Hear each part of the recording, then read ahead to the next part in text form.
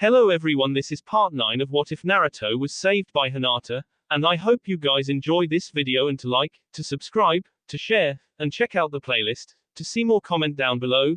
Now let's start the intro. They call me a god. They call me a god.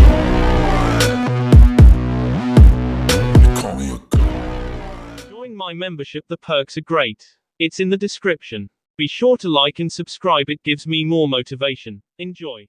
Ugh, girls. Naruto complained the day after he had finally found the right moment to propose. I can understand that they want to talk to Hinata about the wedding plans. But does that mean I need to be kicked out of the house as well? The wedding's not for a while now. He sighed, figuring he might as well get some ramen until he could get back in. I don't care if I have to crawl in through a window to do that either. Naruto-sama, a message bird from Konoha has arrived. Ayano said as she ran up to him, a hawk on a braca resting on her arm. Naruto carefully removed the scroll from the holster on the bird's back. See that the bird rests tonight and we'll see it off in the morning. There or may not be a reply message. Naruto ordered. Ayano nodded and took the bird to the office. An area for message birds had been set up at the top of the building. Curious, he now unrolled the scroll and read the message contained within it. Naruto, Tsunade here. Hiashi Hyuga has heard of your engagement to Hinata somehow already. This was news to us. Anyways, he wants to attend the wedding and to walk his eldest daughter down the aisle. We stopped him from leaving right away to await your response. He's been behaving lately. It's probably the fact that he's found that he can never again take leadership of the Hyuga clan. We'd appreciate a fast response. Tsunade, guess I have to go into the office anyway. Thought I would avoid that today. Naruto said to himself with a laugh, heading back to his house to talk with Hinata about this. Hinata quickly gave her permission, adding that she wanted someone from the main family with him just in case. After that he was promptly kicked out again. Raita, that won't exactly help the situation. Naruto commented, pausing by where the huge man was skulking around the corner. I'm watching out for her. Raita said as an excuse. She's never had a special someone. If he hurts her, it'll be his head coming off his shoulders.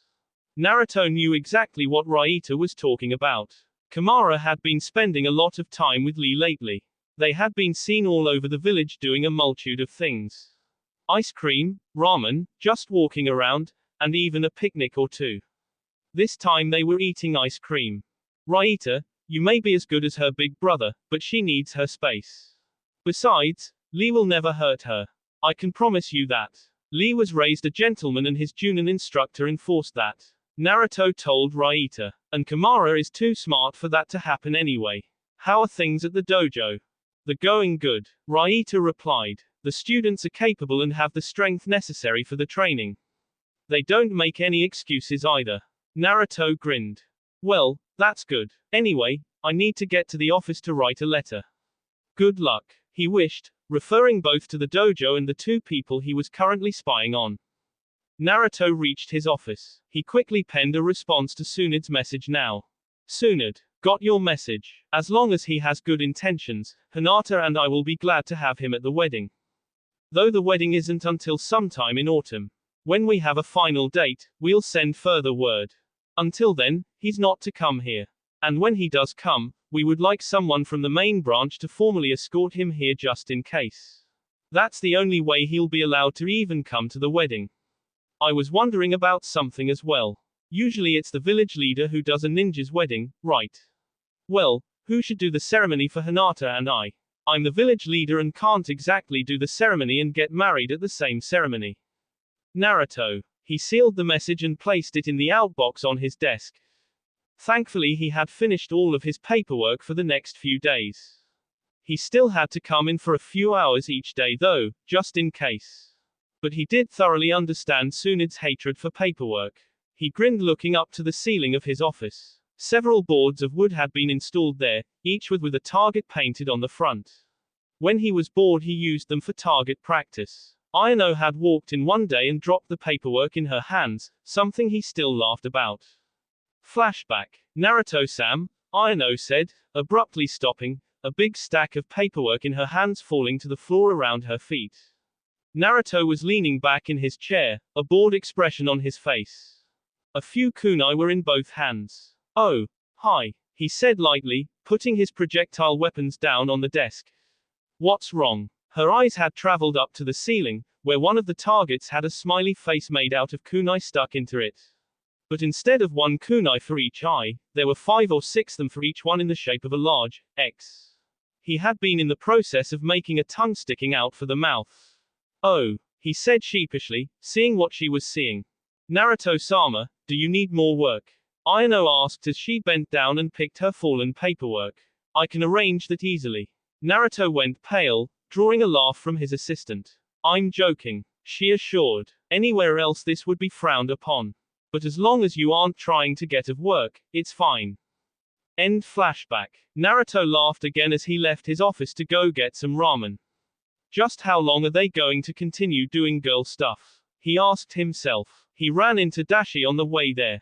Naruto-sensei, good afternoon. He said simply. Are you getting some ramen too? You bet. I bet you and I are Kaida's best customers. Something that would be cool for this place to do is a ramen eating contest. The winner should get something special. Maybe I should talk to Kaida about this. Another thing we should do is do some training this afternoon if we're both free. This will also burn off all the calories from the ramen.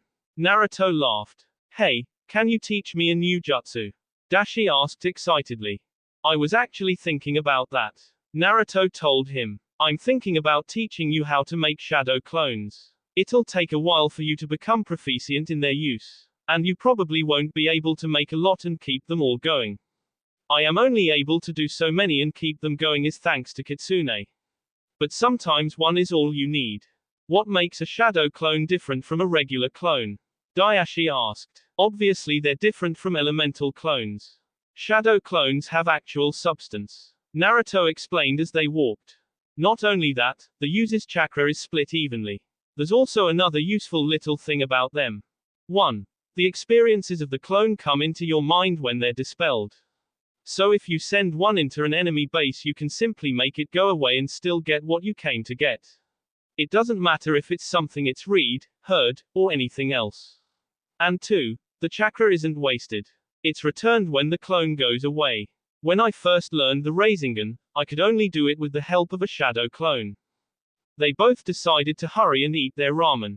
After that, Naruto led Dashi into the forest. First, I'd like to demonstrate something with the jutsu. He made a shadow clone. Walk with my clone to a place far away, where I can't hear you. Tell something to my clone. After 5 minutes, I'll dispel it and you come back. I'll tell you what you said to the clone. Dashi walked far away with the clone. 5 minutes passed and he dispelled the clone. Dashi came running back, a grin on his face. Naruto was grinning and shaking his head. No, Dashi, you are not yet ready to learn the Rasengan. That is one jutsu that is hard to learn and one you'll have earned that one as well, given the history of the jutsu. Shoot, Dashi exclaimed. Well, it was worth a try. He grinned. I'm ready to learn sensei. Naruto smiled and showed him the necessary hand signs. Don't try to make more than one for now. Naruto warned. Dashi set to his task eagerly. The results of the training. 2 hours later, he was completely exhausted, having made clones that were only half substance. But given how much progress he had made in such a short time, it was quite an accomplishment. Naruto ended up giving him a piggyback ride back to Hinata's place. Tushiro and Hanabi took charge of him, seeing him to his room. Ha! I'll climb in through my bedroom window. Naruto swore, walking up the wall to his second-floor bedroom and remembering that he locked the window the night before, made a shadow clone that appeared inside the room. Try and beat me now, girls. He boasted, flopping down onto his bed, remembering the fact that he had to send some people out on missions tomorrow. Their missions requests had been coming in a lot faster than usual lately. Or, well, I'll deal with it tomorrow. He swore with a grin. The time's flown by. Naruto realized with a jolt one evening as he looked at the calendar. His wedding was in 2 weeks. So much had happened between the day of his proposal and now. Shinsei no Sato had become a major power in the ninja world. Meanwhile, he had been assigning missions, training both himself and Dashi, as well as giving a few lessons at the dojos. Naruto didn't go on missions himself, but if he should ever be called onto the battlefield, he wanted to be ready. But he also liked the idea that he was helping the next generation along. A lot of ninja had come to the village over the past 2 months, many of them having young kids of their own. Hanabi loved this, instantly befriending them. Many of the kids already called him sensei, despite the fact that he was not their formal teacher. But he let this go on, knowing that the kids loved it. And technically, he did give lessons every now and then. Dashi though was his only official student. But this also reminded him of something darker. Hiashi Hyuga was arriving in 1 week with his escort from the main family. I still don't trust him. He must be up to something. Naruto said again. Just in case, he had taken precautions. Hinata's house, along with those who stayed with her's house, would be constantly watched. The usual guards for their top secret areas were also being discreetly reinforced. He didn't think that Hiashi had it out for the village, but he knew he had it out for him. He would be relying on the Hyuga from the main family to keep him under control. To top all of this, Hiashi would not be staying with his daughter as requested. Naruto knew that Hinata was still very uncomfortable with her father around. They could truthfully say though that they had no room there. So Hinata, are you ready to drop your last name of Hyuga and become a Namikaze? He asked playfully as they were eating dinner one night. We should though get our own place. And what do you want to do for our honeymoon? We can work out all the details later. Hinata told him. I just can't wait until we finally get this over with. It'll be so exciting. I'll truly be free. Along with you. But I worry. About what? Naruto asked, alarmed. I'm taking every precaution we can, no matter how silly it seems. Nothing will get in our way. I'm making sure of that. He squeezed her free hand comfortingly. I won't let them. We've been through too much for this to all go to waste. I promise you that. And you know better than anyone that I keep my word when I give it. He brought her hand to his lips and kissed it gently. Nothing. We'll have our happily ever after. My father is bound to still not be happy about this. He has never let anything go, especially when it concerns what he thinks is best for the clan.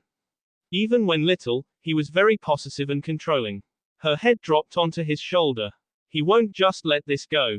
It's not like him. Naruto clenched his fist, angry that Hiashi still had power over his fiancée like this. None of this is her fault. It's not been long since she left that place. She's been through so much needless suffering thanks to him having taken away both of ours happiness at one point or another. I won't let him. Not this time. Hinata will be free. Hanabi will be free. Neji and Toshiro will be free. Everyone in this village will be free. I won't let anyone take away that from any of us. We're all family here, by blood or in spirit. We'll live free and free. Naruto swore mentally. Naruto, are you okay? Hinata asked. Naruto was jolted back to the present. Please, don't let this build up. We'll get through this together. Hinata, I'm not letting him near you until I question him myself. I've found that chakra often responds in the same way that your feelings affect your aura. So I'll use my chakra reading ability, hoping that it'll be useful in figuring out if he is up to something. Naruto promised. I just can't let myself believe him fully until I do this. I won't risk losing you. Not after what we've gone through to get where we are now. If that eases your mind, then please do. Hinata smiled. It'll also ease my mind as well. I truly do want to give him a second chance. I really do. But sometimes, rebirth, as it's put here, requires a show of faith from both of the parties involved. 4 days later, Naruto was having a private meeting with Kitsune in his office, who had temporarily taken human form for the meeting. She sat on his desk leisurely. So, Kit, what's bothering you so much? Don't say nothing's wrong either. Kitsune, I realize that as you are not one of my ninja, I can't order you around. Naruto began. I also realize that due to the seal still on my stomach, I could easily order you to do this. But I have a favor to ask of you. As a friend. Go on. Kitsune prompted, folding one long leg over the other. When Hiashi gets here, I'd like you to stick near Hinata whenever you can. Something is telling me not to trust him. If he makes any move to hurt her or any of the others here, feel free to not hold back. Naruto told her. Out of all the people here, you're one of my most trusted friends. You also are very strong and can tell when he's up to something. Consider it done. Kitsune replied. You and Hinata were truly made for each other. I remember how it was when you weren't aware of me. Kitsune hung her head sadly. During every second of the day, I could feel the pain you were in. The anguish, the loneliness, every emotion you felt, I felt just as strongly. And despite the fact that I had sworn to do all I could to protect you, there was nothing I could do. It hurt me just as much as you were hurting. It finally gave me a little relief when Hinata re-entered your life. You began to feel happiness and peace, something that I failed to do. I won't let anyone destroy that happiness. She swore, looking up determined. Kitsune, thanks, Naruto said gratefully. If anyone could understand this, it's you. Kitsune hopped off the desk and stooped, pulling him into a hug. Kit, you've grown and matured. Kitsune told him out loud. I'm proud to be your sealed familiar. This world is slowly falling apart. It needs people like you to put it back together. I'll help you with that, as I'm sure the others will want to as well. Naruto-sama, they're here. Ayano pointed out. Naruto looked up from his work. They're waiting in the meeting room. Naruto heaved himself up from his desk and straightened out his robe. Thanks for telling me. Have you offered them a drink while they wait? Ayano nodded as Naruto left his office, lightly shutting the door behind him. Ayano nodded. They were now just in front of the meeting room. Please go find Hinata and Hanabi and tell them that he's here. They can come see him if they like, but they don't have to if they don't too. I'll leave right now, Ayano stated, leaving him alone at the door. Naruto took a deep breath and opened the door, walking into the room. 3 people sat in the room waiting for him. Hiyashi sat near the head of the table, 2 teenagers sitting a few seats down. I'm sorry for make you wait, Naruto said, sitting down. Naruto Namikaze, the head of the village. I hope that your trip here was uneventful. One of the teenagers looked him over. My name is Nana, she said cheerfully. Nana Hyuga, serving as an escort at your request with my twin brother, Shugo Hyuga. She walked over and offered a hand to shake. My clan really owes you. Thank you for everything you've done for us. And that would be? Naruto inquired, shaking Nana's hand. You set into motion the changes needed to change our clan for the better. Shugo explained. It may not be Shinsei, but you have given several people in Konoha a fresh beginning. We miss our own cousins, but we know that they're happy here. That's enough for us to just know that. Shugo gave a small smile. I'm sure you'll see all 4 of them around here somewhere. Naruto promised. After all, we may be new, but we're still growing. Were you too close to them? Not really, Nana admitted. Neji was also of the branch family, but his personality drove us away. We hear he's changed, so we really want to see how he's changed. And we weren't encouraged to spend time with Hinata-sama and Hanabi-sama, since we were not that important when it came to the clan. They always looked so sad and troubled though. But we never knew Toshiro. He left when we were still young enough to not really remember him. Nana laughed. We were hoping to change that. Hinata would love that, Naruto told him. Shugo smiled again while Nana cheered joyfully. Anyway, Hiyashi-sama, how have you been? I'm sorry for not paying attention to you now. Naruto began to read his chakra as he spoke. It's of no matter, Hiyashi excused. It's enough that you're permitting me to come my eldest daughter's wedding. Are they still happy here? Yeah, right now Hinata is very happy. As is Hanabi and Neji. Toshiro is Toshiro. She's been having so much planning the wedding. Naruto saw a quick flaring of chakra as he mentioned the last part. I'm all for giving you a second chance. I'm sorry I asked for an escort for you from the main family. But even second chances have provisions at times. Hiyashi's chakra flared again. Naruto remembered his experimenting with this ability over time. He now knew that chakra was constantly circulating in the body of almost any given ninja. There were a few exceptions to this rule, as such in the case of Lee and Might Guy from Konoha, who either couldn't or wouldn't use chakra. The chakra often acted in the same way as an aura, changing at the slightest shift of feeling. Chakra couldn't change color as auras did. But other than that one small detail, chakra could easily be read in the same way as an aura.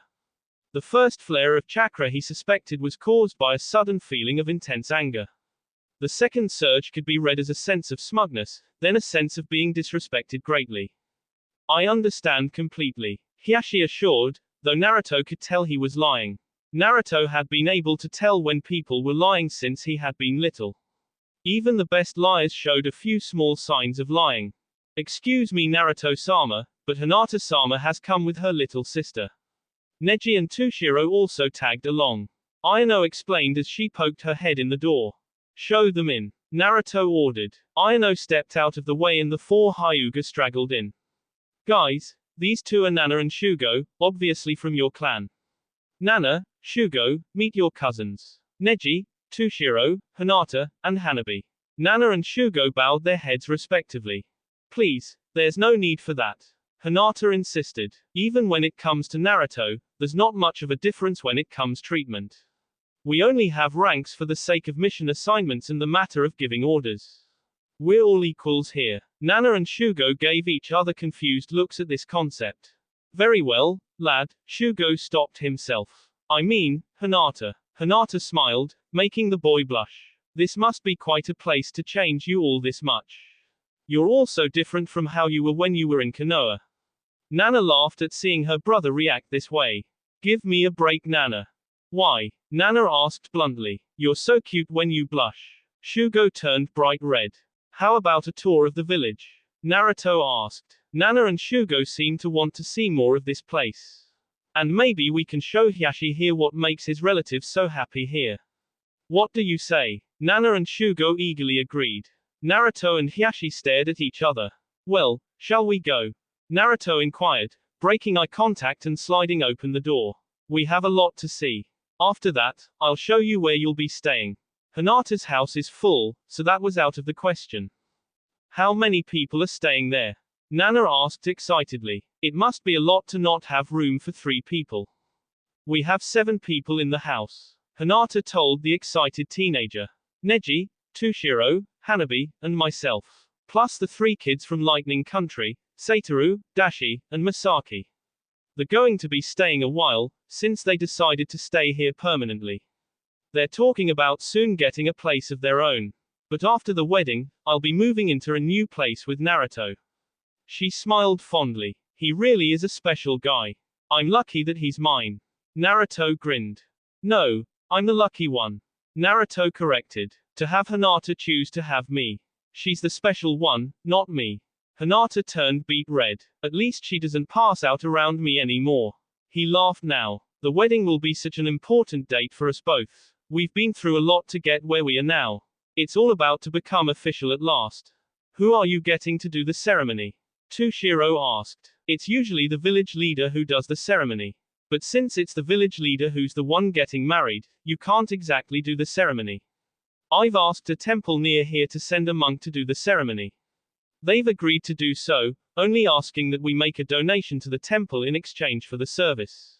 Which is no problem. I was planning on doing so anyway. That will be all for this video. Be sure to like, subscribe, share, and comment down below for more videos. Goodbye.